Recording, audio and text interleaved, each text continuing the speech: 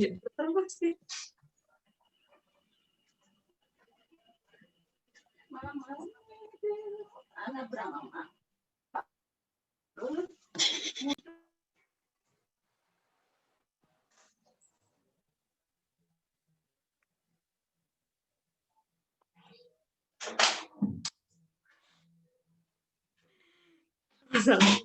Bentar, Sanggita kemana nih?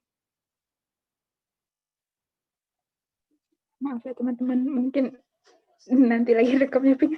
Ya, oke, aku jeda dulu ya. Oke, bismillahirrahmanirrahim. Aku mulai ya. Assalamualaikum warahmatullahi wabarakatuh. Selamat sore, teman-teman. Pertama-tama, marilah kita panjatkan puji syukur kehadirat Allah yang telah memberikan kesempatan kita untuk berkumpul dan melakukan diskusi pada sore hari ini. Topik diskusi kali ini yaitu mengenai pengaruh faktor cuaca dan kebijakan pemerintah terhadap kesejahteraan petani di Indonesia. Sebelum memasuki diskusinya, izinkanlah kami memperkenalkan diri terlebih dahulu. Yang pertama ada Sanggita. Halo.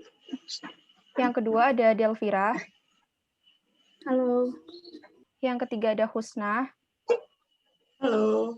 Dan yang keempat ada saya sendiri, yaitu Hanifah. Di sini kami dari jurusan Meteorologi ITB Angkatan 2018. Nah, selanjutnya ini ada narasumber kita pada diskusi sore hari ini. Yang pertama ada dari Erlin, jurusan Agronomi dan Hortikultura IPB. Halo Erlin. Halo Erlin. Yang kedua ada Iyas dari jurusan Kedokteran Universitas Yarsi. Halo Iyas. Hula. Oke, yang ketiga ada Zidni dari jurusan Perikanan Undip. Halo Sydney. Halo. Halo. Yang keempat ada Bila dari jurusan Ilmu Hukum Universitas Jenderal Sudirman. Halo Bila. Halo Bila. Oke, lanjut. Yang kelima ada Iqbal dari jurusan Ilmu Hukum Universitas Andalas. Halo Iqbal. Halo, salam kenal. Oke, yang berikutnya ada Fahmi dari jurusan Agroteknologi Universitas Jenderal Sudirman. Halo Fahmi. Halo Fahmi. Berikutnya ada Dini dari jurusan Agroteknologi Universitas Jenderal Sudirman. Halo Dini. Halo Dini. Oke, yang terakhir ada Lutfi dari jurusan Meteorologi Terapan IPB. Halo Lutfi. Oke, sebelumnya saya mewakili teman-teman saya mengucapkan terima kasih banyak atas waktunya dan kalian telah memenuhi undangan dari kami. Selanjutnya, ada penjelasan mengenai overview materi diskusi sore hari ini akan dijelaskan oleh teman saya, Husna Ainul Mardiah. Silakan Husna. Oke. Sebelumnya terima kasih banyak buat teman-teman yang udah menyempatkan waktunya hadir pada sore hari ini.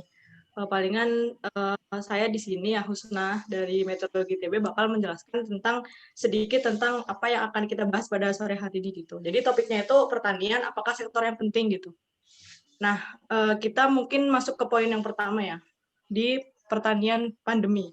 Nah, jadi di kala pandemi sekarang ini itu Indonesia mendapatkan penghidupan ekonomi yang terbesar pada produk domestik bruto itu melalui sektor pertanian. Dia mempunyai nilai sekitar 15,46% gitu. Dan kalau nggak salah dia itu ada di urutan kedua gitu setelah kalau nggak salah setelah yang kayak elektro gitu kalau nggak salah. Kemudian menurut Kementerian Pertanian juga hampir setengah jumlah masyarakat di Indonesia itu bekerja di sektor pertanian. Kemudian yang di poin ketiga itu mengenai pertanian sejahtera. Nah, mungkin tadi pas waktu dijelasin tentang pertanian pandemi itu pertanian bisa jadi supply ekonomi gitu ya. Tapi ternyata di pandemi juga nilai tukar petani yang disebut NTP di sini itu tuh NTP ini tuh berfungsi sebagai analisis kesejahteraan petani gitu. Tapi NTP ini yang sebagai analis kesejahteraan petani itu malah dia itu malah menurun gitu. Jadi di data yang disajikan sama pemerintah, dia itu pertanian itu bisa menyuplai terbesar gitu, kayak 15,46% penyuplai ekonomi, tapi pas waktu kita lihat di NTP-nya, dia justru mengalami penurunan gitu. Nah, terus di poin keempat, nah apakah pertanian ini tuh gagal tersebab apa gitu? Apakah dia gagal tersebab masalah cuaca atau masalah hama atau masalah apa gitu? Atau bahkan karena kebijakan pemerintahnya gitu. Soalnya kalau nggak salah di kuliah kami, di kuliah agrometeorologi itu pernah dijelaskan gitu sama Bapak Diko Wiratmo itu dijelaskan bahwa Indonesia sebenarnya itu bahkan selalu mengalami surplus di pertanian, cuman pemerintah menginginkan kebijakan untuk mengimpor beras gitu. Jadi bukannya harga jual petani itu meninggi, tapi dia itu malah menurun karena pemerintahnya tadi mengimpor beras dari luar gitu. Boleh lanjut?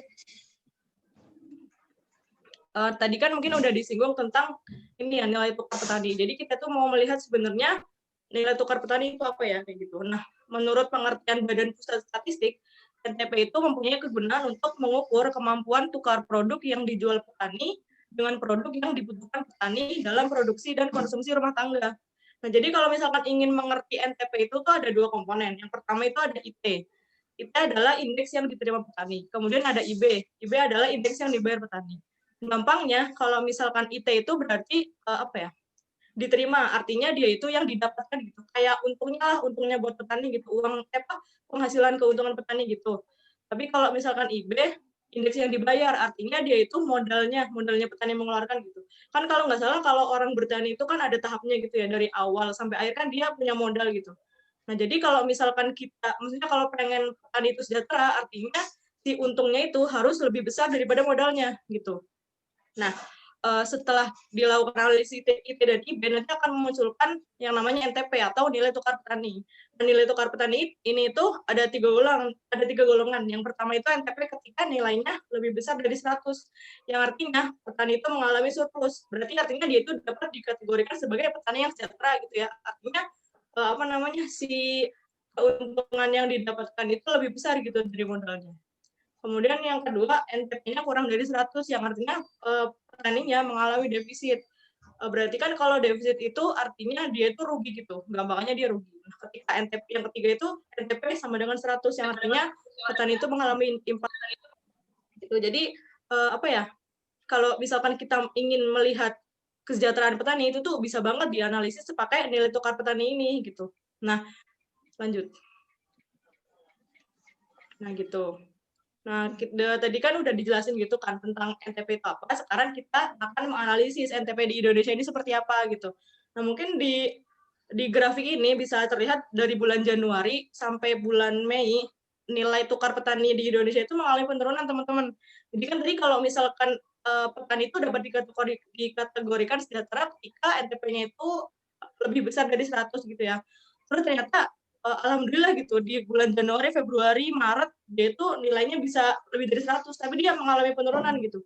Kemudian pas waktu bulan Mei dan Juni dia itu mengalami penurunan dan nilainya itu kurang dari 100 gitu. Artinya NTP pada saat itu tuh mengalami penurunan yang artinya petaninya itu bisa digolongkan kayak orang sejahtera gitu lah gampangannya. Terus tapi pada bulan Juli, Agustus, September dia itu mengalami kenaikan lagi yang artinya ternyata NTP di Indonesia ini tuh nggak stabil loh kayak gitu. Kayak nggak bisa selamanya dia itu nilainya 100 mulu, tapi dia mengalami naik turun gitu. Oke, di poin pertama yang tadi NTP rata-rata itu menurun pada tahun 2020. Mungkin bisa dilihat di bulan Januari sampai Mei. Kemudian yang kedua, nah padahal sektor pertanian adalah sektor yang menyuplai ekonomi kedua terbesar gitu. Pada saat pandemi, tadi kan udah dijelasin juga kan, pas waktu yang di permasalahan ekonomi itu Indonesia mendapatkan suplai ekonomi terbesar dari pertanian gitu, dan itu tuh ada di nomor 2 yang besarnya di produk domestik brutonya itu besarnya 15,46% gitu. Terus yang ketiga, nah sebenarnya yang tadi saya udah tanyakan, sebenarnya ini tuh gara-gara apa sih? Apakah emang petaninya ada permasalahan di masalah cuacanya atau permasalahan pemerintahnya gitu? Yang di nomor 3 itu bilangnya hal ini ternyata ada 2 hal gitu ya. Hal itu disebabkan karena kebijakan pemerintah dalam mengatur ekspor impor tadi yang ada di sektor pertanian. Kemudian yang keempat, selain itu juga disebabkan oleh kegagalan panen yang terjadi di sektor pertanian gitu. Nah, mungkin yang poin keempat ini saya mungkin akan contohkan di kabupaten saya sendiri, di Kabupaten Pemalang. Dia ada di Jawa Tengah, di antara Tegal dan Pekalongan. Di Kabupaten Pemalang sendiri waktu itu tuh pernah ada beberapa mahasiswa yang mensurvei dan ternyata emang di Pemalang itu pernah loh gagal pertaniannya gitu. Padahal di Pemalang itu tuh pertanian itu adalah bidang yang sangat dibutuhkan gitu. Pokoknya penting ketika petani itu atau pertanian itu mengalami kesejahteraan yang turun, itu tuh di bidang yang lain itu bisa mempengaruhi yang lain gitu. Kayak pokoknya banyak lah di bidang-bidang yang lain itu akan terpengaruh sekali ketika pertanian ini tuh kurang sejahtera gitu. Tapi tadi ya, balik lagi ke masalah ekonomi. Ternyata pertanian ini jadi penyumbang ekonominya Indonesia gitu. Jadi sebenarnya gara-gara apa sih pertanian ini ketika pertanian turun, apakah kita akan berdampak juga atau kayak gimana gitu. Sebenarnya itu bahasan yang akan dibahas pada sore kali ini. Seperti itu. Boleh lanjut? Baik, terima kasih Husna atas overview materinya. Selanjutnya lanjut ke sesi tanya-jawab yang akan dipimpin oleh dua orang moderator, yaitu teman saya, Sanggita Alfat dan Delvira. Silahkan. Oke. Terima kasih kepada Husna atas penjelasan materinya. Nah, tadi itu kita mendengar kayak faktor cuaca dan kebijakan pemerintah itu sangat berpengaruh gitu terhadap kesejahteraan petani di Indonesia. Nah, mungkin pertama kali ini saya akan bahas dulu tentang bagaimana sih faktor cuaca dapat mempengaruhi kegagalan panen di Indonesia gitu. Mungkin yang pertama kita minta pendapat dulu ke Lutfi, kepada Lutfi waktu dan tempat dipersilahkan. Oke, baik. Bismillahirrahmanirrahim. Assalamualaikum warahmatullahi wabarakatuh. Oke, perkenalkan nama saya Lutfi Aditya Pangestu dari Program Studi Meteorologi Terapan IPB, Departemen Geofisika Meteorologi. Sebelumnya terima kasih untuk teman-teman dari Meteorologi IPB yang sudah mengundang dan juga ini silakan untuk tugas juga sudah Pak. Tapi kita adakan sebagai diskusi dan juga salam kenal juga untuk teman-teman lainnya. Oke, langsung to the point terkait dengan faktor cuaca ya, terutama untuk yang gagal panen. Sebenarnya untuk di Indonesia sendiri ya mungkin teman-teman dari Meteorologi ITB juga paham betul Indonesia merupakan posisinya di ekuator, yang mana memang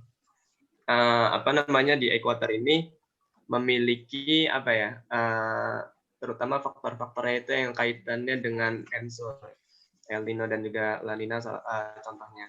Nah, mungkin saya jelaskan sedikit dulu untuk El Nino ini. Itu merupakan singkatnya atau mudah dimengertinya itu adalah curah hujan yang sedikit. Jadi dampaknya di Indonesia nantinya akan menjadi kekeringan. Nah, kemudian untuk yang La Nina ini curah hujannya itu lebih tinggi dari rata-rata, di mana nantinya biasanya itu menyebabkan bencana banjir. Nah, tetapi biasanya untuk kekeringan dan juga untuk banjir ini sebenarnya nggak semuanya itu faktornya itu dari El Nino sama La Nina, tapi kalau udah ada El Nino dan La Nina itu pasti menyebabkan, kalau El Nino kekeringan, kalau La Nina itu menyebabkan banjir. Nah, kemudian itu ya untuk di Indonesia sendiri. Untuk El Nino saya tadi agak lupa juga, itu sekitar tahun 2015 itu banyak juga yang terjadi gagal panen akibat kekeringan, karena memang ya kekeringan yang cukup hebat juga, dan juga untuk yang terkait dengan banjir ya, karena curah hujan di Indonesia ya teman-teman meteorologi ITB juga mungkin tahu ada 3 tipe monsun, tipe lokal, sama tipe ekuatorial. Nah, sebenarnya kalau yang saya pendapat saya sendiri itu nggak semuanya ketika pada musim kemarin tidak semuanya mengalami kekeringan gitu. Jadi ya mungkin beberapa daerah yang memang curah hujan yang sangat sedikit gitu, yang memang mendukung terjadinya kekeringan. Nah, tapi banyak juga untuk bencana alam gitu. Nah, kemudian kalau yang tadi yang lainnya itu kaitannya sama gagal panennya itu sama terkait irigasinya. Sebenarnya dari pemerintah sebenarnya sudah menggalakkan program-program gitu untuk sistem irigasi dan lain-lain. Nah, tapi misal untuk bencana kekeringan yang ada, sebenarnya kan masih bisa ditanggulangi karena memang bencana kekeringan kan tidak hanya terjadi 1 atau 5 tahun belakangan ini, tapi kan sejak dulu kala. Gitu. Jadi memang upaya pencegahannya sudah dilaksanakan, akan tetapi kurang. Nah, yang kaitannya dengan irigasi dan juga sumur-sumur resapan gitu. Nah, itu merupakan yang kurang terutama untuk kekeringannya. Kemudian kalau yang terkait dengan banjirnya itu nantinya kaitannya dengan teman-teman tahu juga mungkin di Pemalang sendiri juga sudah banyak ya yang perumahan-perumahan gitu. Jadinya ya yang saya tahu sendiri bahwa kalau memang menjadi banyak perumahan atau menjadi aspal gitu untuk lahan sawahnya itu nantinya akan sulit untuk terjadinya infiltrasi atau proses masuknya air ke dalam tanah. Jadinya hal tersebut yang menyebabkan terjadinya banjir. Itu terutama kalau dari saya. Oke, terima kasih Lutfi atas penjelasannya sedikit tentang faktor cuaca tadi yang mempengaruhi tentang ke pertanian gitu. Mungkin kita minta lagi pendapat dari teman kita, Dini. Kepada Dini, waktu dan tempat dipersilakan.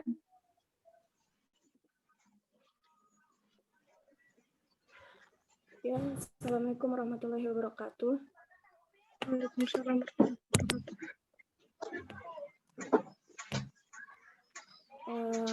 Perkenalkan, nama saya Dini Triana dari Prodi Agroteknologi Unsud. Terkait tadi yang sudah dijelaskan, menurut saya faktor iklim terhadap pertanian, terutama hasil panen ya. Menurut saya, terutama pada sektor pertanian, pada tanaman pangan sangat rentan terhadap perubahan iklim. Karena hal ini, tanaman pangan itu sendiri sangat sensitif terhadap sekaman iklim, terutama kelebihan dan kekurangan air seperti itu. Beberapa peningkatan suhu itu menyebabkan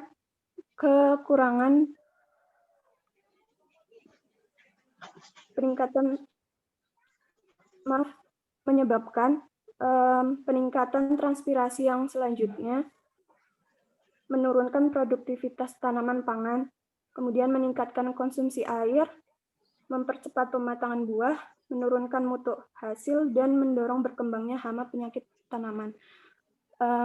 Itu dalam sektor pertanian sangat penting unsur faktor-faktor dari iklim itu sendiri gitu.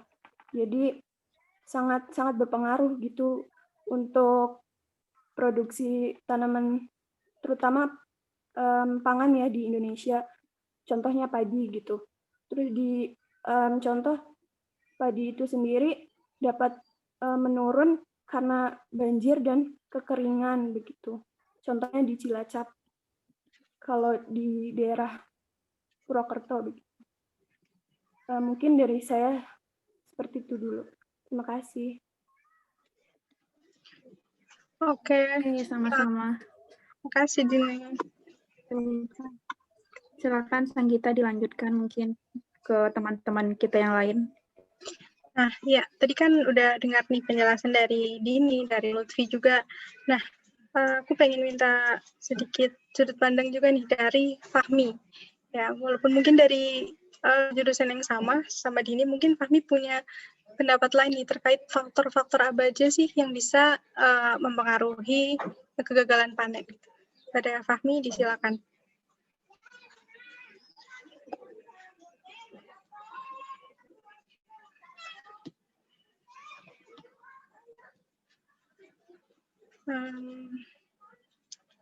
Mungkin ada kendala sepertinya ya dari Bismillahirrahmanirrahim. Assalamualaikum warahmatullahi wabarakatuh. Waalaikumsalam warahmatullahi Sebelumnya wabarakatuh. mohon maaf nggak bisa on cam ya. Ini posisi sinyalnya agak susah di sini. Mungkin Ya, nggak apa-apa, Pak. Nggak apa-apa, nggak apa-apa. ya ada kendala sinyal di sini agak kurang bagus. Eh, Sebelumnya perkenalkan, nama saya Fahmi Adi Satrio dari Universitas Jenderal Sudirman.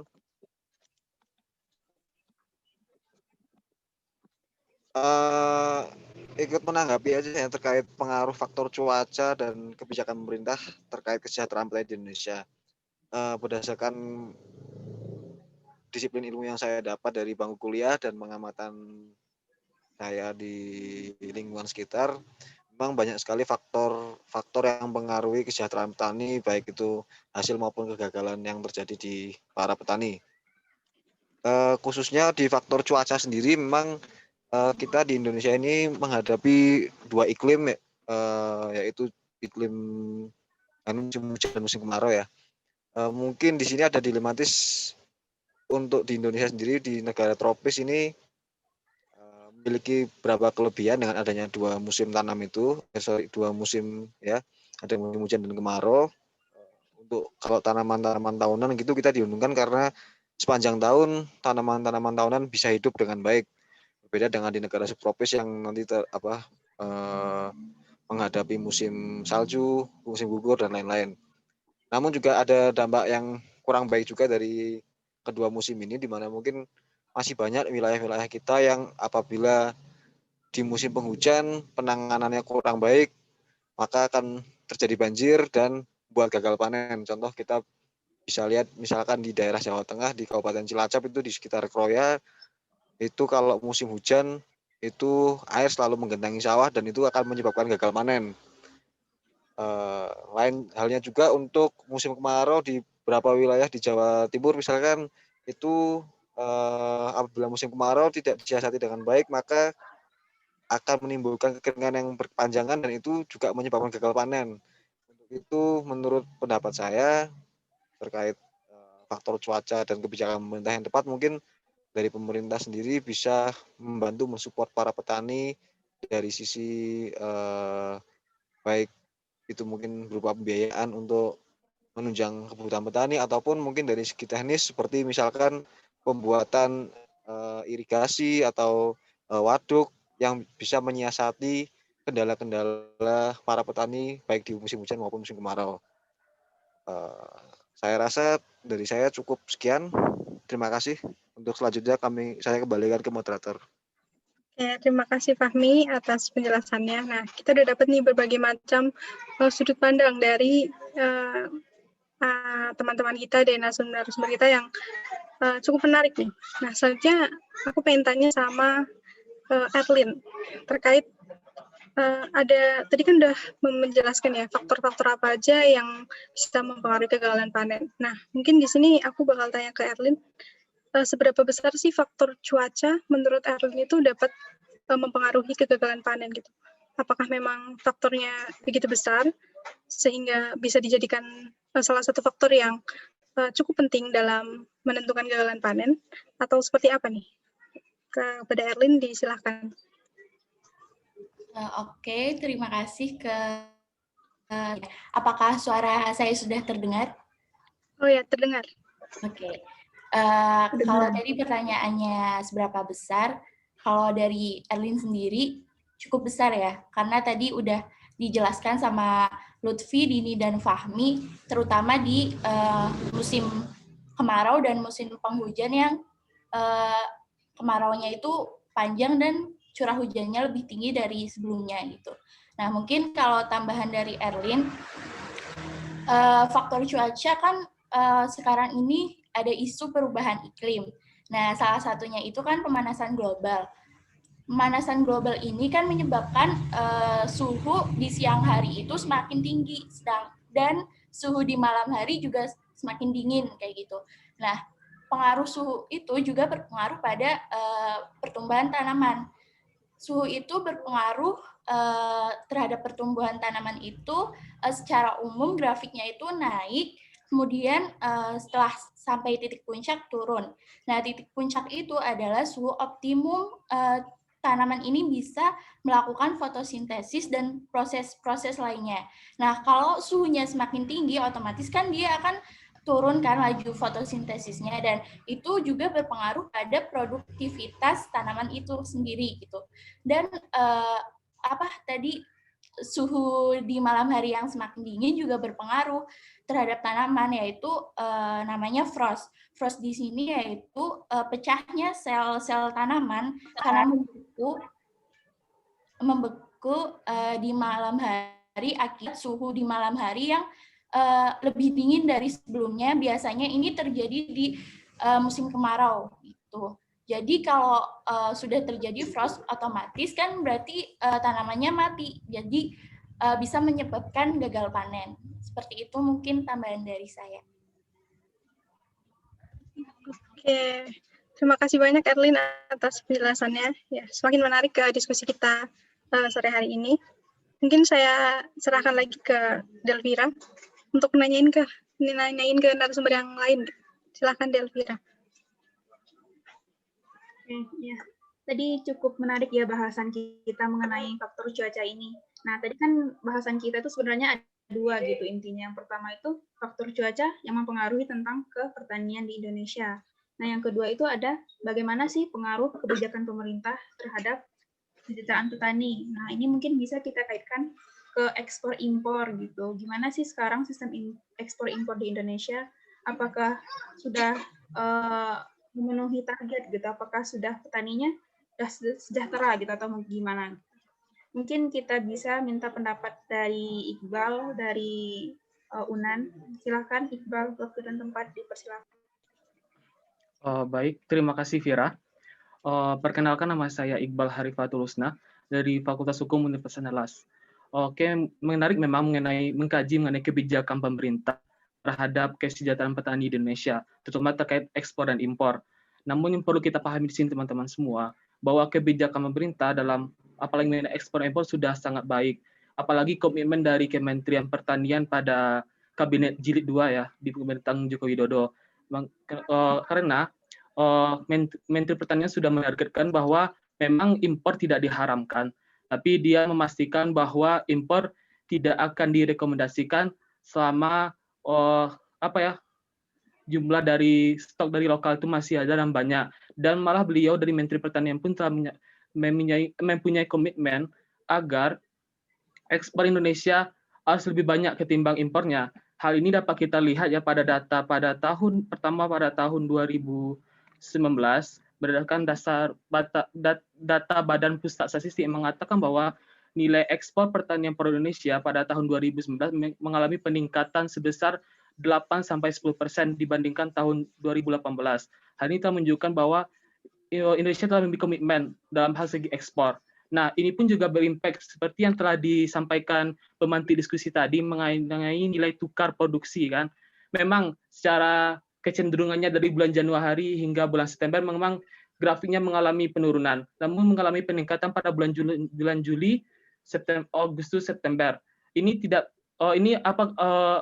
salah satu akibat dari pandemi COVID teman-teman semua. Jadi salah satu faktor penyebab kenapa grafik itu menurun nilai tukar petani tersebut karena salah satunya pandemi COVID. Namun jika kita lihat lagi NTP-nya itu sudah mencapai 100, artinya dapat dikatakan petani itu sudah sejahtera teman-teman. Nah, juga menyinggung sedikit mengenai faktor cuaca. Memang benar bahwa faktor cuaca sangat menentukan bagaimana perkembangan pertanian di masa depan. Sebenarnya pemerintah sudah menyiapkan langkah-langkah strategis untuk menghadapi faktor perubahan iklim yang tidak menentu teman-teman. Seperti untuk mengatasi kekeringan, pemerintah telah membuat waduk ataupun bendungan sebagai sarana penyediaan air jika musim kemarau datang. Juga pemerintah juga telah bagaimana menciptakan produktivitas pertanian tidak lagi hanya bersifat lokal, namun bisa bersifat nasional maupun internasional dengan memanfaatkan penggunaan IT dan alat mesin pertanian teman-teman semua. Hal ini tidak terlepas dari mengapa pemerintah sangat komitmen di bidang pertanian, karena pertanian menjadi salah satu sumber penyedia lapangan pekerjaan terbesar dunia. Sebagaimana kita ketahui bahwa Indonesia adalah negara agraris dan pertanian salah satu faktor yang penentu lapangan pekerjaan Indonesia. Dan ini sini peran pemerintah bagaimana menciptakan pertanian berdaya dan berdaya saing kuat, dan juga akan berimpak tentunya pada kesejahteraan petani dan pertanian di Indonesia. Mungkin demikian, Vira. Sangat bagus ya penjelasannya, Sanggita. Mungkin bisa kita tanya ke teman kita lagi. Silakan, Sanggita. Oke, terima kasih Vira. Nah, selain ada Iqbal, di sini juga ada Bila nih, yang sama-sama dari hukum ya.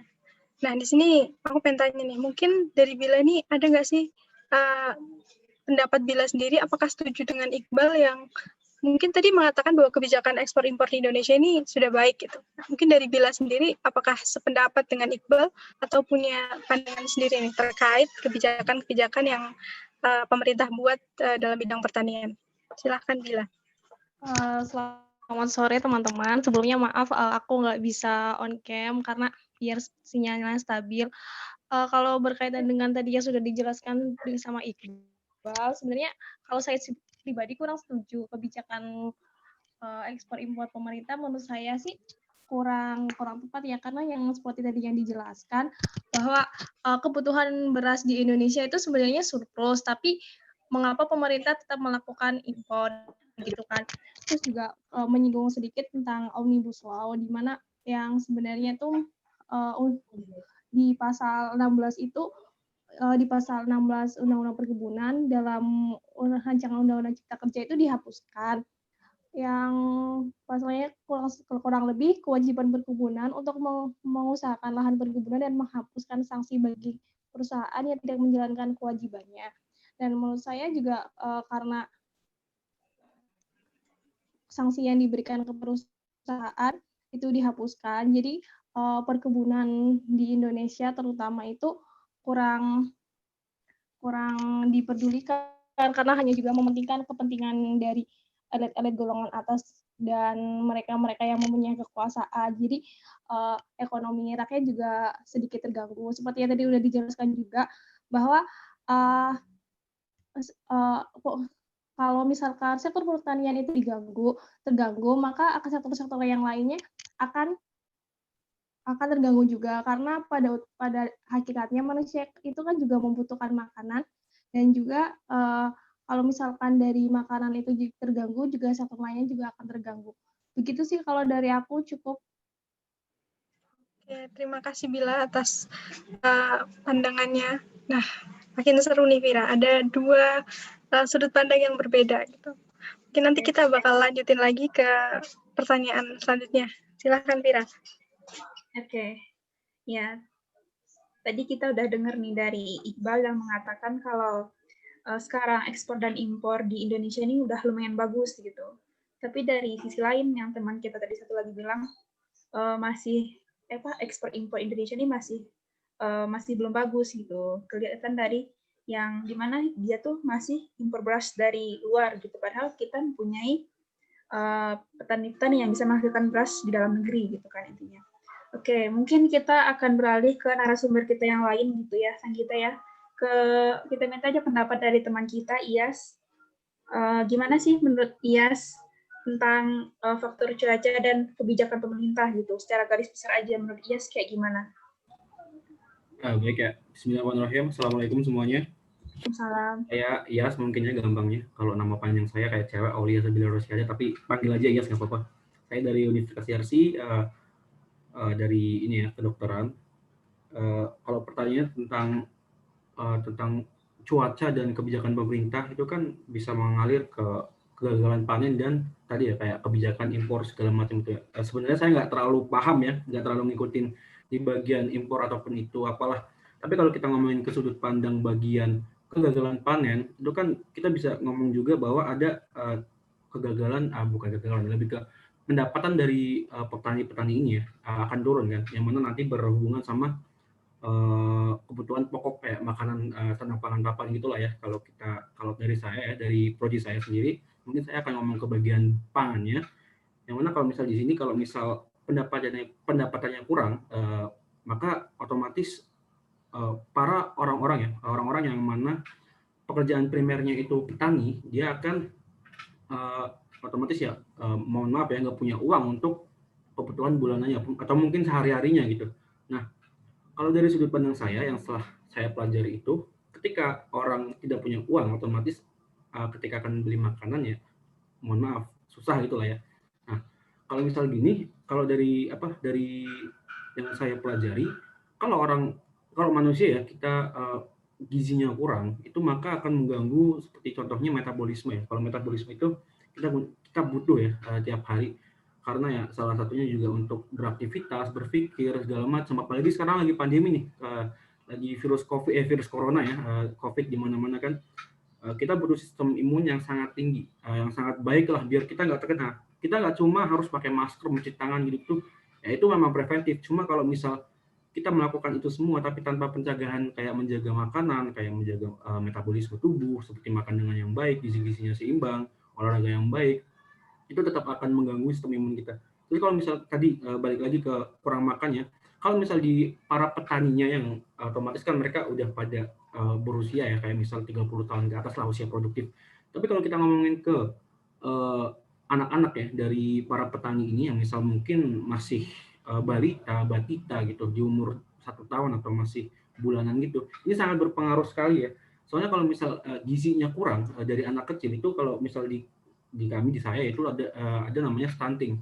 Kalau misal bisa dicari juga teman-teman, stunting itu salah satu program pemerintah juga, yang mana pemerintah Kementerian Kesehatan Indonesia itu memiliki program berantas stunting. Stunting itu apa? Stunting sendiri itu dia merupakan suatu penghambatan pertumbuhan pada anak-anak. Jadi anak-anak ini yang harusnya tumbuh sehat gitu kan, tingginya rata-rata tinggi Indonesia gitu, maksudnya tinggi yang bagus, ideal gitu. Tapi dia akan mengalami sedikit penurunan pertumbuhan. Itu salah satunya, salah satu gambarannya. Kalau di saya itu manifestasi klinisnya. Itu gangguan pertumbuhan yang pertama.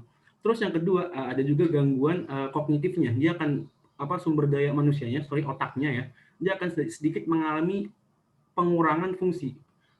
Nggak terlalu gede sebenarnya. Cuma kalau misal kita lihat aja dari segi orang tuanya, mohon maaf petani, terus uangnya kurang ya buat beli segala macam nutrisi, buat makan ikan juga mungkin nanti ada hubungannya sama Sydney ya, dari Undip. Buat makan ikan juga kurang, maksudnya nutrisi otak juga kurang, maka akan mengalami sedikit perlambatan dalam perkembangan otaknya. Jadi ya, mohon maaf, mungkin akan sedikit bukan membebani ya, lebih ke PR lagi buat Kementerian Pendidikan, kita ngubungnya ke situ lagi. Mungkin itu dari saya. Cukup. Wah, keren ya Sanggita ya, kayak panjang itu bahasan kita, jadi kayak kita bisa melebar juga ya, terkait ke kehidupan juga, ke pendidikan juga, ke keseharian juga gitu. Udah, silakan Sanggita dilanjutkan. Mungkin bisa ditanya lagi ke satu teman kita lagi. Nah, tadi kan kita udah dapat nih, ada sudut pandang dari teman kita dari jurusan kedokteran. Ternyata kesejahteraan petani itu juga bisa mempengaruhi kesehatan juga. Jadi, selanjutnya aku pengen tanya ke Sydney. Jadi, Sydney ini bukan dari agro juga. Mungkin bagaimana sih pendapatnya Sydney terkait isu-isu yang ada nih, isu yang sedang kita bahas tentang kesejahteraan petani. Menurut Sydney gimana sih kesejahteraan petani itu bisa mempengaruhi masyarakat sekitar gitu? Atau mungkin Sydney pernah mendengar isu-isu ini gitu? Bagaimana tanggapan Sydney terkait hal ini? Oke, izin masuk ya. Perkenalkan, nama saya Sydney dari Aquaculture Undip atau budidaya perairan. Di sini saya masuknya ke perikanan ya. Dan mungkin kalau untuk membicarakan tentang kesejahteraan, saya singkirkan dulu, tapi saya lebih tertarik tadi kepada judulnya dulu, yaitu cuaca dan juga kebijakan pemerintah. Di sini saya yang pertama ingin melihat dari sisi apa yang saya pelajari dalam cuaca itu sebenarnya bukan hanya dari pertanian, tetapi kami dari perikanan pun sebenarnya cuaca itu sangat berpengaruh, apalagi ketika tadi dibilang hujan dan panas yang sangat ekstrim, itu menurut saya memang hal yang benar-benar harus bagaimana kita rekayasa, bagaimana kita lihat cuaca itu bisa, bukan cuaca, tapi tumbuhan itu bisa memaksimalkan keadaan yang ada. Mungkin kalau kita lihat cuaca sekarang, isu-isu cuaca sekarang, atau climate change gitu kan, dengan suhu bumi yang udah naik sebesar hampir 2 derajat, itu bisa dikategorikan ini hal yang sangat miris ya, apalagi buat pertanian. Dan tadi sama Iyas juga disinggung bagaimana masalah kebutuhan nutrisi buat ikan dan lain-lain. Dan mungkin kalau dalam kata pertanian kan kita mungkin kalau secara awam merujuknya kepada padi gitu. Tapi kalau sebenarnya kan pertanian itu sangat luas, dan di sini saya merujuk kepada salah satu itu kedelai, karena kedelai itu tepung kedelai lebih tepatnya itu sebagai salah satu sumber ataupun bahan pakan buatan bagi ikan itu. Itu salah satu sumber protein juga dan juga karbohidrat. Ketika di mana tadi pertanian mengalami gagal panen ataupun kekurangan, ya ini juga bakal berpengaruh kepada sektor perikanan. Dan di dalam perikanan sendiri itu kan ikan terbagi atas 3 jenis, yaitu herbivore, carnivore, dan omnivore. Dan ketika pertanian ini gagal, sedangkan ikan herbivore itu membutuhkan karbohidrat berkisar antara 30-50% bagi ikan sendiri.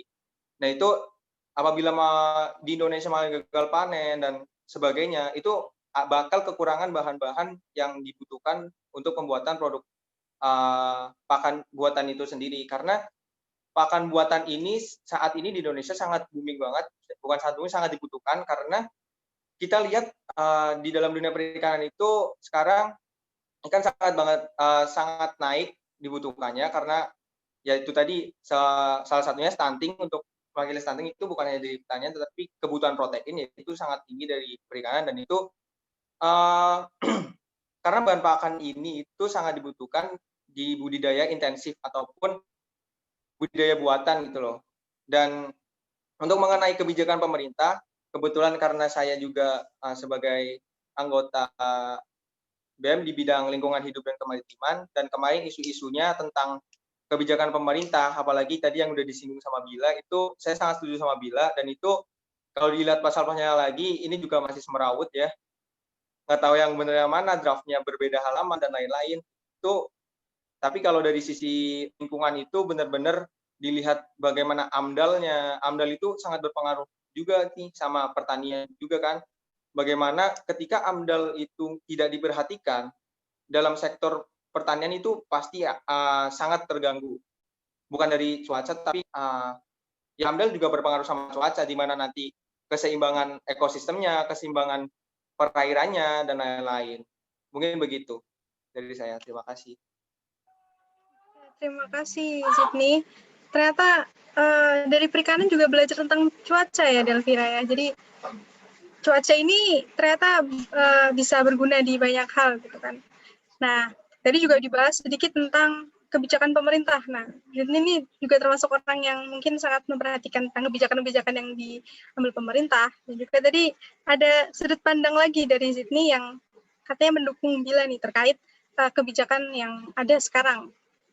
Nah, selanjutnya kita masuk ke solusi nih, karena keterbatasan waktu juga. Jadi setelah ini kita akan masuk ke solusi-solusi apa sih yang bisa kita tawarkan atau kita lakukan nih untuk mengatasi berbagai macam faktor yang dapat mempengaruhi kesejahteraan petani. Silakan Delvira. Oke. Tadi yang setelah yang sebagaimana yang dibilang teman saya tadi, Sanggita, kita akan masuk ke solusi yang bisa kita tawarkan gitu, yang bisa kita kasih kepada pemerintah atau kepada masyarakat gitu. Nanti kan video ini bakal ditonton di seluruh Indonesia gitu. Insya Allah akan diupload ke YouTube. Nah, mungkin kita bahas dulu dari solusi dari faktor cuaca gitu. Gimana sih seharusnya atau bagaimana sih yang baik gitu dari faktor cuaca yang bisa mengakibatkan gagal panen gitu. Apa sih yang harusnya bisa kita lakukan gitu sebagai anak agrometeorologi atau anak agroteknologi gitu. Oke, mungkin kita minta pandangannya dari Fahmi dulu. Silahkan Fahmi.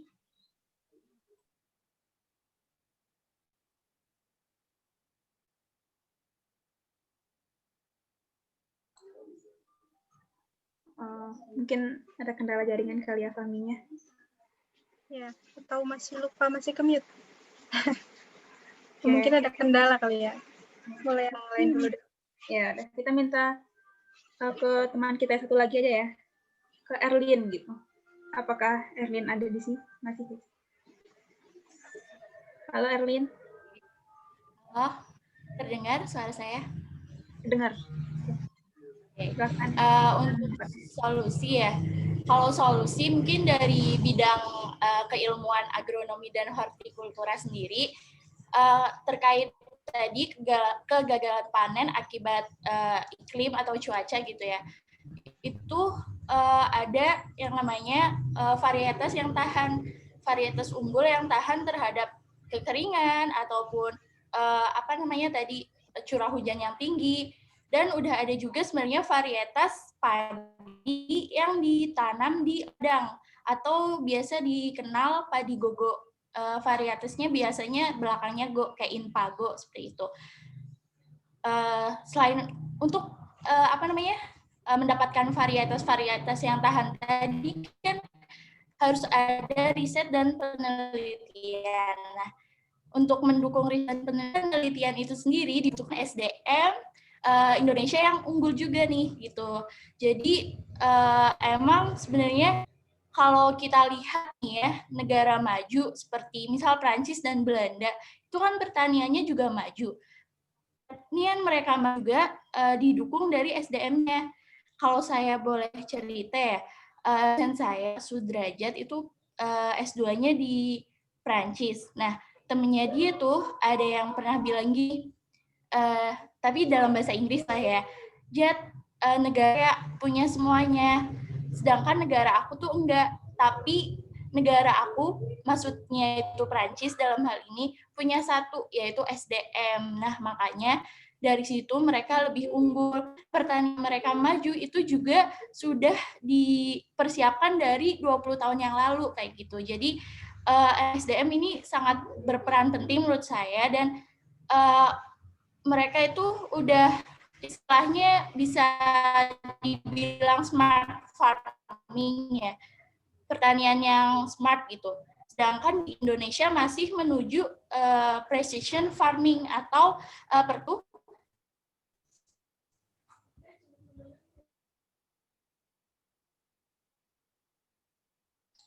Halo Erlin. Halo. Ya Erlin.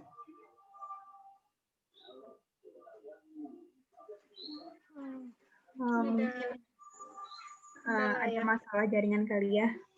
Oke, kita udah sedikit dapat gitu solusi yang ditawarkan. Masih. Udah kembali nih, Erlin. Masih dengar. Oke, mungkin boleh dilanjutkan. Masih terhubung. Maaf ya, ada jaringan. Jadi intinya seperti itu. Jadi SDM dibutuhkan kayak gitu. Mungkin itu dulu deh dari aku. Oke, mungkin kita lanjutkan lagi ya mungkin ya ke Fahmi. Fahmi masih ada nggak Fahmi? Masih. Oke. Gimana Fahmi? Menurut kamu solusi yang bisa ditawarkan gitu dari faktor cuaca tadi yang sudah kita bahas?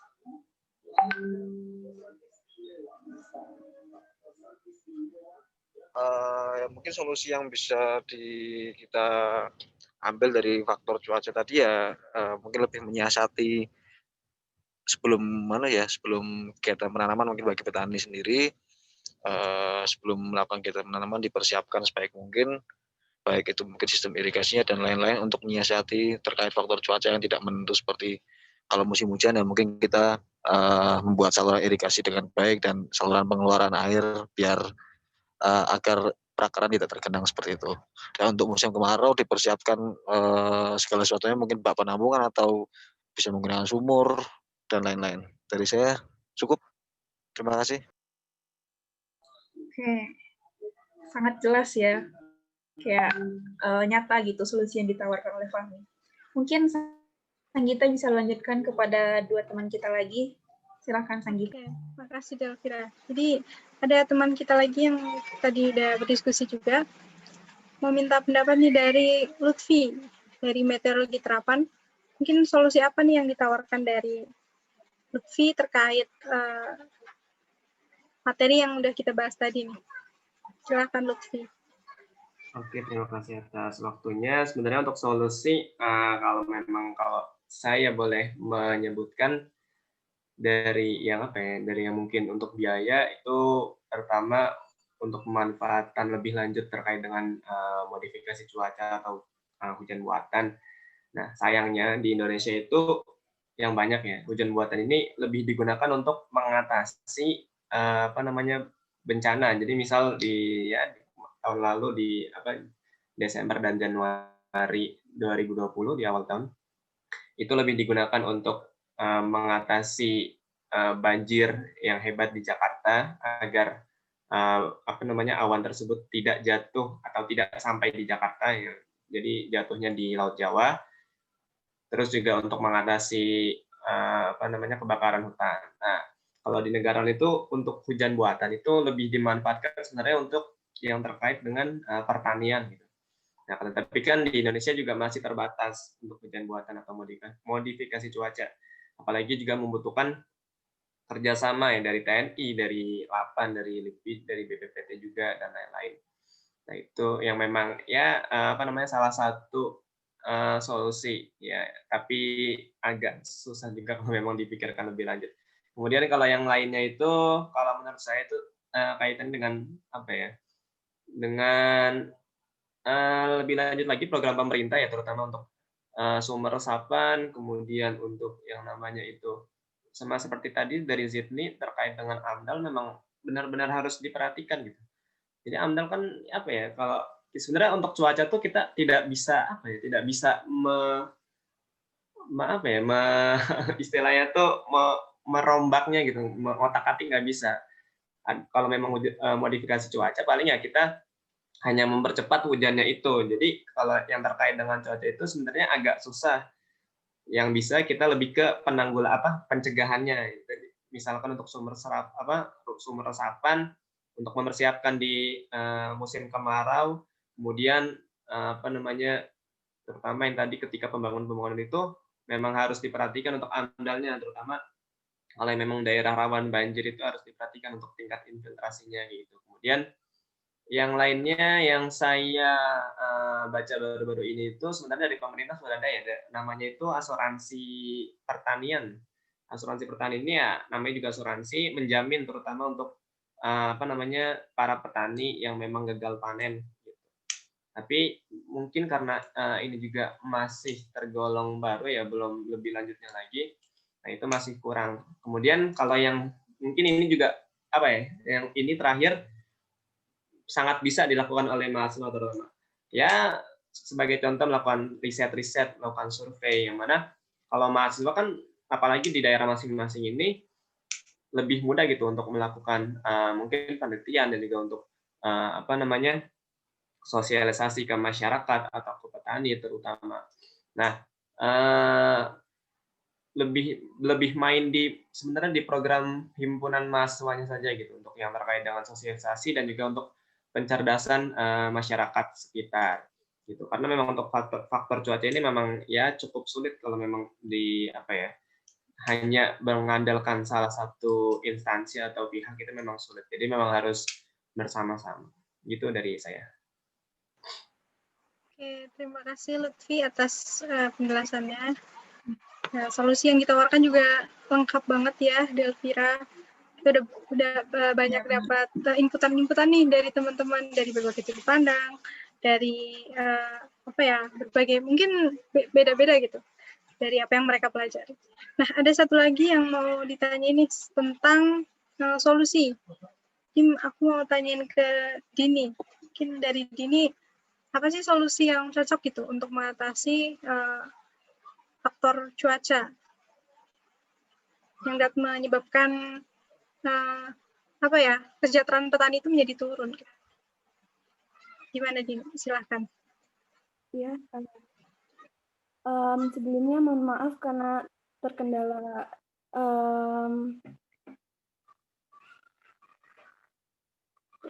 sinyal yang tidak stabil. Mohon maaf teman-teman. Kalau menurut saya solusi dari faktor yang mempengaruhi kegagalan panen seperti yang saya tahu gitu, Yang pertama itu membutuhkan inovasi teknologi, itu seperti teknologi mitigasi, itu lebih ke penggunaan varietas padi rendah emisi. Terus kemudian teknologi adaptasi itu lebih ke penyesuaian waktu dan pola tanam. Kemudian teknologi panen hujan, teknologi irigasi, kemudian penyesuaian waktu dan pola penggunaan varietas unggul tahan kekeringan, rendaman, dan salinitas. Seperti yang pernah saya dengar, sudah diterapkan seperti teknologi rakit apung gitu di Riau, dan di Jawa Barat juga sudah ada, seperti di Ciamis, Pelapok Pengandaran, begitu. Itu sudah melakukan solusi gitu untuk kendala cuaca dengan teknologi rakit apung. Itu untuk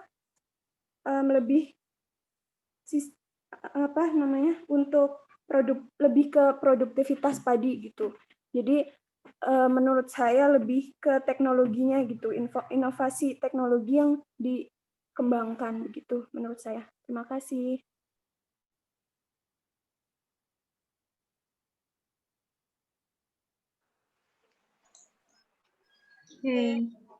Terima kasih. Oh ya, terima kasih Dini atas penjelasannya. Nah, ada tambahan nih dari segi teknologi tadi kalau dari Dini ya. Semakin lengkap solusi-solusi yang kita punya, yang kita dapat dari narasumber-narasumber kita yang keren-keren ini. Nah, setelah dari faktor cuaca, kita kan tadi setelah bahas tentang kebijakan pemerintah. Nah, sekarang kita bakal tanya nih tentang solusi dari segi kebijakan menurut teman-teman kita yang dari hukum. Nah, nanti aku mau nanya dong buat Iqbal. Menurut Iqbal, solusi apa sih yang cocok nih dari segi kebijakan terkait isu yang telah kita bahas tadi? Silahkan Iqbal. Oh, baik, terima kasih. Dan mohon maaf sebelumnya karena tidak bisa on cam juga terkendala jaringan. Baik, memang cukup menarik diskusi kita. Dan tadi saya sendiri tadi hanya berorientasi pada berdasarkan data-data yang telah disampaikan pemerintah baik di BPS maupun dari Kementerian Pertanian terkait bagaimana perkembangan dari ekspor dan impor pertanian Indonesia. Dan saya sendiri belum menyinggung mengenai masalah draft RUU Omnibus Law yang juga memiliki keterkaitan dengan pertanian di Indonesia. Nah, solusi dari saya terkait dengan pertanian Indonesia, pertama kita benar-benar harus mengawal pemerintah, terutama terkait kalau di rancangan Undang-Undang Omnibus Law itu terdapat beberapa catatan yang harus kita perhatikan dan juga kita cermati secara bersama, dan juga kita jadikan evaluasi dan saran dan masukan terus kita berikan kepada pemerintah, karena ada beberapa pasal yang multitafsir dan ada beberapa pasal yang benar kata Sabila tadi yang dihapuskan terkait dengan pertanian, dan nanti juga akan berimpact tentunya terhadap pertanian, masa depan pertanian Indonesia, seperti di pasal 122 Undang-Undang Cipta Kerja yang mengatakan bahwa dihapuskannya pasal 44 di pasal 44 ayat 3 yang dulu mengatur tentang perlindungan lahan pertanian pangan untuk berkelanjutan. Yang kedua di pasal 121 Undang-Undang Cipta Kerja yang juga mengubah pasal 8 seperti yang telah disampaikan Sabila tadi. Dan juga hal yang sangat juga miris bagi kita semua, bahwa terkait dengan HGU, hak guna usaha dan hak guna bangunan, yang semulanya hanya dalam jangka waktu 25 sampai 35 tahun, namun di Undang-Undang Cipta Kerja ini sampai 90 tahun, teman-teman. Ini sangat tidak mendukung dan merespon terhadap kemajuan pertanian Indonesia. Nah, di sini peran kita sebagai mahasiswa, bagaimana kita selalu mengawasi pemerintah, apalagi dengan jalannya Undang-Undang Cipta Kerja yang selalu berubah-ubah draftnya, jumlah pasalnya, dan terutama kita fokus pada pertanian kita, bagaimana pertanian kita dapat berkembang dengan baik, dan Undang-Undang Cipta Kerja ini tidak merugikan dari pemerintah sendiri. Lanjut mengenai langkah strategis yang harus dilakukan pemerintah untuk bagaimana meningkatkan efektivitas pertanian maupun kesejahteraan pertanian di Indonesia. Pertama, pemerintah mungkin bisa membentuk komando strategis pertanian atau Konstra Tani sebagai bentuk revitalisasi balai penyuluhan pertanian yang ada di setiap kecamatan, agar dapat memasifkan penggunaan teknologi dan alat mesin pertanian modern, sehingga secara tidak langsung petani akan lebih berdaya, maju dan mandiri dalam mengadopsi teknologi dan inovasi pertanian, sehingga juga akan berimpact tentunya terhadap produktivitas pertanian. Selain itu, mungkin pemerintah juga dapat memberikan paket pembiayaan kredit usaha rakyat agar nantinya QR ini berguna agar petani yang biasanya hanya prioritasnya di skala kecil dapat meningkat skalanya lebih besar. Biasanya dia hanya di tataran pertanian itu hanya dapat disalurkan ataupun dijual hanya di tataran kota ataupun kabupaten, mungkin dapat bersaing secara nasional maupun global. Dan juga nantinya juga akan berimpact tentunya bagaimana peningkatan dari kualitas pertanian, dan Indonesia tidak lagi mengimpor beras terlalu banyak dan juga akan tentunya akan berimpact secara tidak langsung kepada kesejahteraan petani Indonesia. Cukup demikian, terima kasih. Baik, terima kasih. Bagus ya solusi yang ditawarkan Iya, dari benar. tadi. Oke, mungkin kita lanjut aja Sanggita ke teman kita. Sebelumnya tadi yang dari hukum juga ada ya, tapi aku mau ke ini dulu deh, ke Zidni dulu. Nah, gimana Zidni, pandangan dari kamu gitu, solusi yang bisa kamu tawarkan kayak gimana gitu? Oke, izin masuk ya. Sebelumnya perkenalkan kembali, nama saya Zidni dari Perikanan Undip.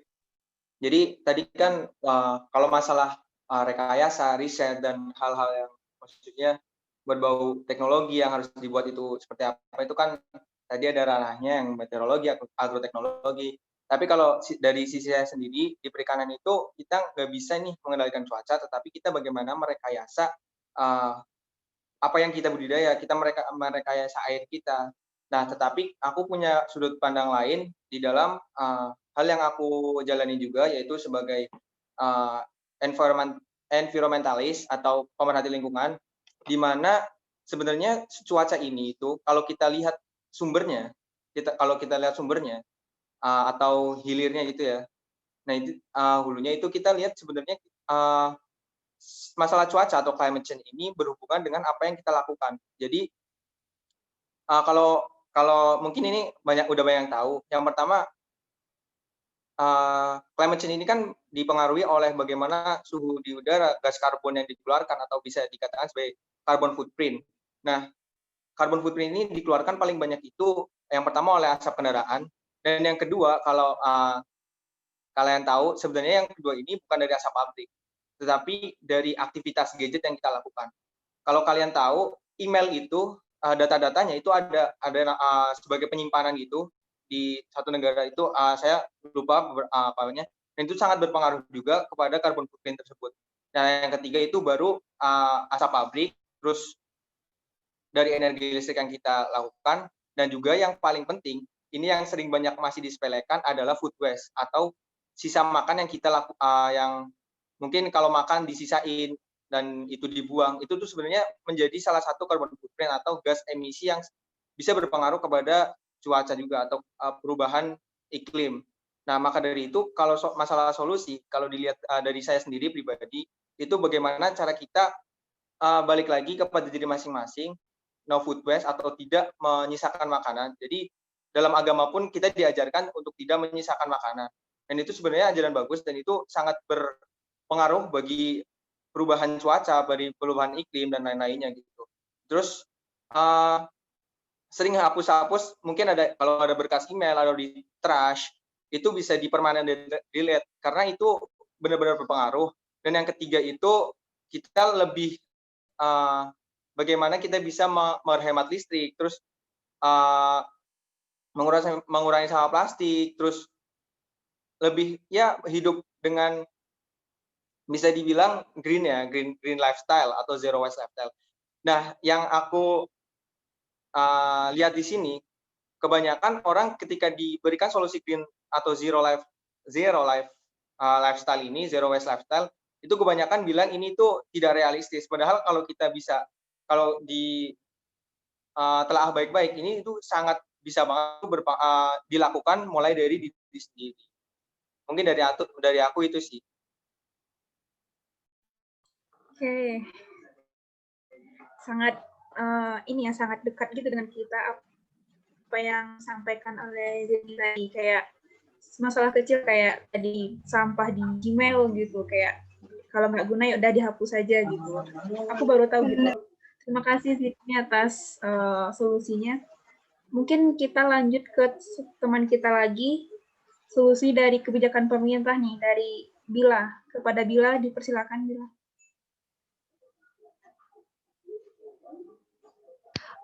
Oke.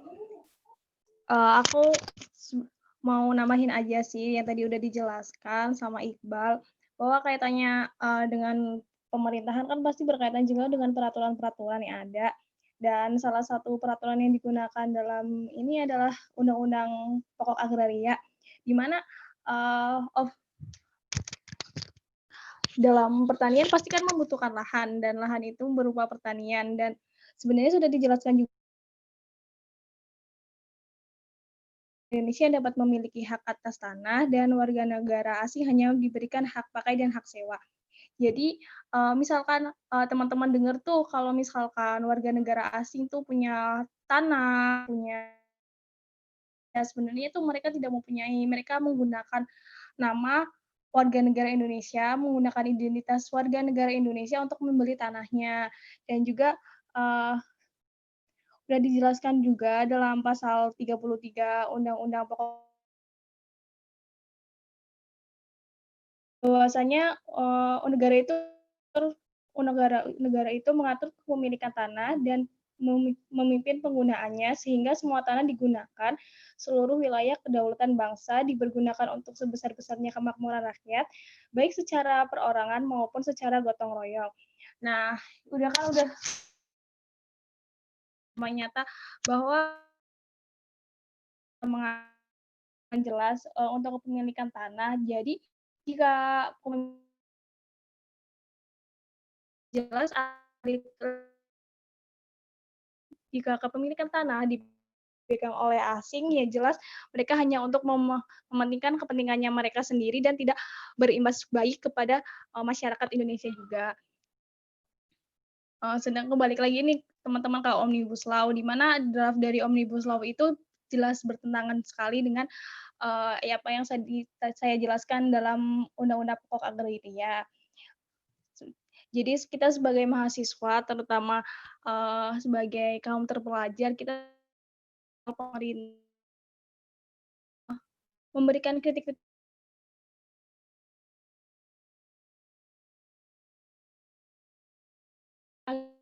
terciptaan saran-saran tadi yang diberikan Iqbal seperti kredit usaha ada kelompok-kelompok tani, itu udah tepat sekali sih menurut saya, dan saya hanya menambahkan tentang pasal-pasal yang ada dalam Undang-Undang Pokok Agraria, karena sejatinya Indonesia adalah negara hukum dan apapun yang dilakukan itu tidak boleh bertentangan dengan hukum. Cukup, terima kasih. Sangat-sangat bagus ya Sanggita diskusi kita pada sore hari ini. Iya nih. Mungkin ada satu lagi nggak sih yang terakhir nih solusinya? Iya benar nih. Pada Sanggita, silakan. Nah, kurang satu lagi nih ada dari Iyas. Nah, mungkin Iyas punya solusi yang lebih. Halo? Iya. Oke. Yang lebih beda lagi izin atau dulu ya, bentar ya. Kenapa? Izin off cam dulu sebentar. Oke. Ya nggak apa-apa. Solusi ya sekarang ya? Iya. Oke, mungkin kalau misal dari saya balik lagi, saya nggak mau ngomongin ke pemerintahan apapun itulah ya, soalnya jauh dari bidang saya juga. Mungkin dari saya sih lebih ke gini, kan tadi saya ngomongin tentang stunting itu kayak misal kekurangan gizi segala macam lah ya, imunitas pada saat pandemi juga. Mungkin lebih bisa gini, petani itu bekerja sama. Kalau enggak ya mereka membuat perkebunan yang ketika nanti hasil pertaniannya itu kurang atau pendapatan uangnya itu kurang, mereka bisa nikmatin sendiri gitu. Yang mana kan protein itu kan nggak cuma ada di hewan ya, kita juga bisa dapat dari tumbuhan kan, protein nabati kan. Jadi menurut saya sih ya gitu aja, kayak bisa kalau misal pendapat bisa atau mungkin wilayah ayam antar petani sama terus kebun seperti ya kebun-kebun kayak nutrisi juga mungkin dari saya gitu.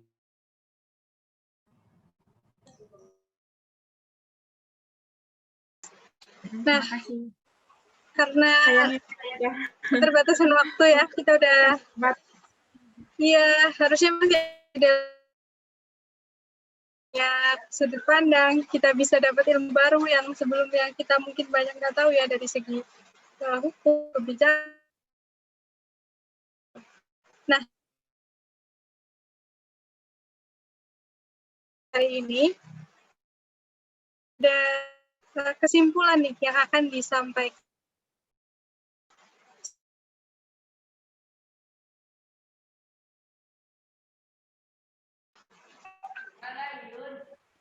Halo, apakah suara saya terdengar jelas? Dengar. Oke, maaf sebelumnya saya juga mungkin terkendala jaringan. Oke, untuk kesimpulan dari diskusi kita pada sore hari ini, saya telah merangkum beberapa poin-poin ya, yaitu yang pertama, ternyata faktor cuaca dan kebijakan pemerintah ini cukup besar ya pengaruhnya terhadap kesejahteraan petani di Indonesia. Nah, terkait itu, ada beberapa solusi yang telah ditawarkan dari beberapa narasumber kita. Untuk terkait faktor cuacanya sendiri itu, ada varietas unggul, tadi contohnya yang sudah dijelaskan oleh Erlin dan juga Dini, tadi sempat menyebutkan juga. Selain itu ada irigasi, waduk, penyesuaian waktu dan pola tanam, inovasi teknologi seperti modifikasi cuaca, terus ada juga tadi perilaku manusia, yaitu menerapkan zero waste lifestyle.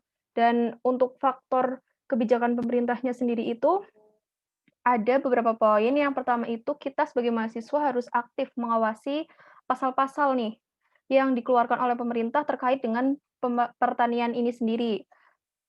Contohnya tadi seperti yang telah dijelaskan Undang-Undang Pokok Agraria. Selain itu, agar Indonesia itu tidak mengimpor terlalu banyak bahan pokok makanan seperti beras. Ya, itu mungkin dari saya kesimpulannya. Selanjutnya akan saya tutup diskusi pada sore hari ini. Terima kasih banyak kepada teman-teman narasumber yang telah meluangkan waktunya dan berdiskusi bersama kami di platform ini. Semoga menambah wawasan baru kepada kita semua. Terima kasih banyak. Kami dari teman-teman ITB Meteorologi 2018, mohon maaf apabila banyak kesalahan dalam berbicara. Terima kasih banyak. Wassalamualaikum warahmatullahi wabarakatuh. Mungkin jangan live dulu ya teman-teman. Ya. Kita mau foto bentar. Oke, kita foto dulu. Boleh langsung di on cam kameranya. Ya. Ini saya stop recording dulu ya. Ya, boleh. Oke, bentar.